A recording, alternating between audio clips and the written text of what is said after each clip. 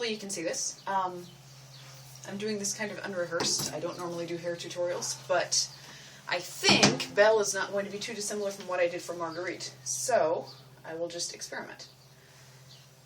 Your hair and mine are both pretty flat, as I recall, meaning pretty straight, not a lot of extra body, so you'll probably want to use some sort of volumizing spray, hairspray. You might tease up the bangs a little bit, just to give you some lift in front.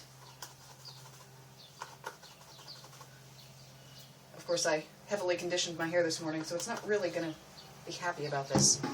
To start with, I have some leftover extension hair that you will probably want to match your color as close as you can. And this used to be a piece of Marguerite until it fell apart, so it's already got a little curl to it. If you coil it up in a tube or shove it inside a nylon stocking so you have a long skinny tube of hair the same color as yours, that will really help. We are going to pin this in place. My hair is parted in the middle. I want to pin this about where I want the lift to start. So I'm going to separate out the front of the hair and then pin this just to one side of the part. This is not going to be weight bearing, I just want to hold it in place while I'm styling it. So I end up with this section attached just behind the front sections of hair.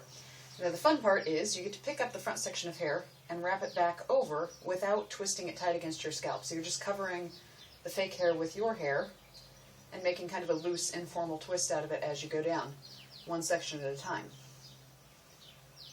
And again, if you have actually well-curled pieces of extension hair, this will be easier. And I'm going to continue that twist very loosely down and back, since I think Belle's wraps around the back of her head.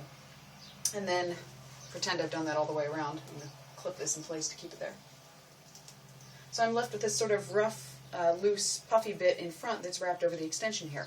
Now these combs, which are super cheap, can hold that in place. You just kind of pick up the loose pieces, go behind it, and tuck it underneath so the curve of the comb matches the curve of your skull.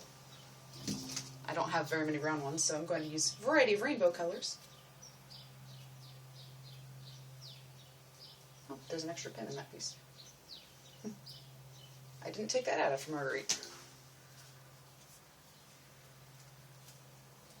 So you end up with more or less this shape.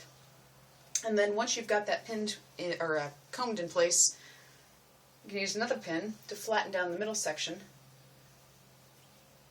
So you end up with that sort of heart-shaped divot she has. And then you would obviously do the other side and end up with the little matching thing. I don't even know what you call that goes around her head. Now obviously this is really rough, and it'll look a lot better if you actually use proper materials and condition your hair first. But you could then continue this twist all the way back into her little ponytail bit, flatten down this hair into it, and push it forward so you end up with some loose hair. You end up with almost a jasmine wave, and then you can use additional pins or combs to hold that against your head where it needs to be. So, again, not high-tech, a little messy. If you used a non-pre-styled hair extension that was actually the right size, it would probably work better, but that's the basic premise.